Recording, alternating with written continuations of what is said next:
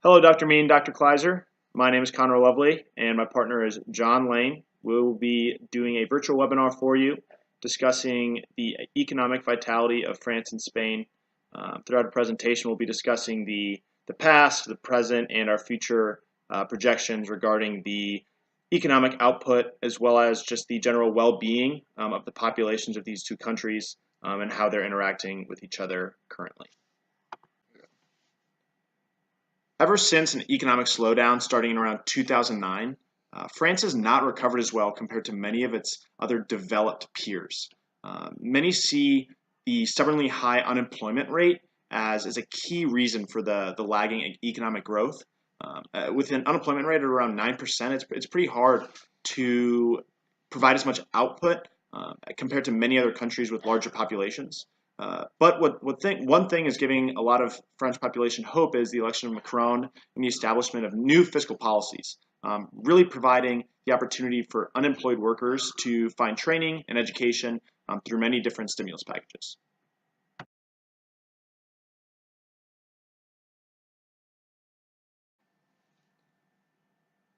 Macron is taking a really new approach compared to many previous French leaders. As opposed to providing subsidies to failing businesses, he's actually shifting a lot of funding from funding these failing businesses to training and employing unemployed and what some would call low-skill workforce. He's doing this to provide an opportunity for these unemployed workers to find work, provide for the economy, and eventually improve the overall output of the country. While Macron is investing in the French population, he's also doing something that not a lot of French presidents have done before. He's bringing in foreign competitors, foreign companies, in order to provide a sense of inspiration to many of the French populace. The key metric that I saw that was very important is there's been double-digit entrepreneurship growth since Macron's election, which is the highest since 2008 prior to the financial crisis. I think this is a really big step in moving France's economy forward and competing with other developed nations. In order to provide a better picture of what France's economy has looked like and will look like in coming years, we wanted to compare something we knew about.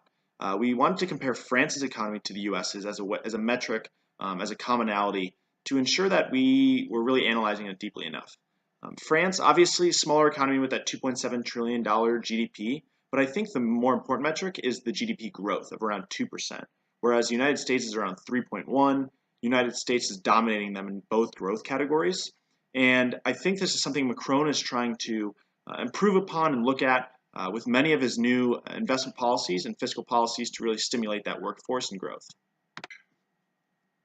So while France has been lagging behind, when you look at those metrics from the previous slide, 2% GDP growth is pretty respectable for a developed economy.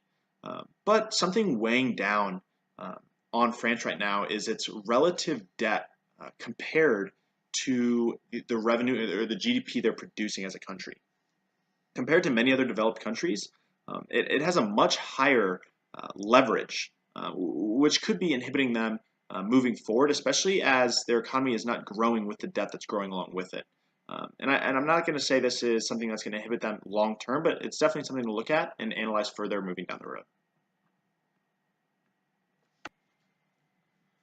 Both before and after the recession that lasted in Spain from 2009 to 2015, there has been a high wealth gap between the rich and the poor. Most notably, the richest 1% of the Spanish population accounts for over 1/4 of the national wealth. And to put it in perspective, Spain's Gini coefficient, which is the most widely used measure for income inequality, is much higher than the Eurozone average of 0.31, with Spain being at 0.34. And there's 10.2 million people who live below the poverty line, so there's about 22% of the population is living in poverty. To give a little perspective on the differences in the economies between the United States and Spain, we can examine some of the biggest indicators such as unemployment rate, wage growth, and the total GDP. So obviously, the United States will have a much higher GDP than Spain, as geographically they are much larger. The United States has a GDP of 17.5 trillion compared to Spain's 1.3 trillion. But most striking are the differences in the unemployment rates, with the United States at 3.8% and Spain's unemployment at a very alarmingly high 16.1%, as they look to recover from the recent recession. Spain has looked to recover from the harsh recession that faced the country for about 8 years, and they are doing so in a very productive manner. Recently, Spain's credit rating was upgraded to A minus by Standard & Poor's rating agency, as well as by Fitch rating agency as well, which are two of the biggest in the world. This marks an important move from the Eurozone outskirts, so as to speak, towards the better blocks rated countries such as Ireland, Belgium, and France, with Germany and Luxembourg being at the center.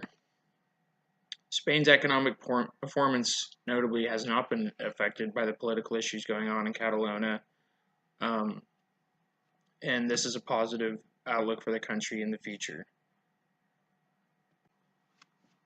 One of the biggest concerns for the future of Spain is the public education system.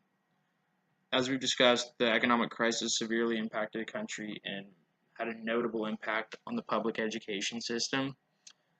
This has been caused by austerity measures enacted by the government that has only widened the wealth gap and has led to social exclusion and poverty for over 1/5 of the population that lives below the poverty line. The social cuts have substantially affected lower income individuals due to the reduction in compensation aids for college and schooling, which are scholarships and grants that many individuals desperately need. Thank you very much for watching our presentation. We hope you enjoyed it. Here are some of the sources we used in the making of this video and the research for the PowerPoint. We both had a great time on the trip, and we look forward to seeing you guys as well as the rest of the students from the trip when we're back on campus. Thank you.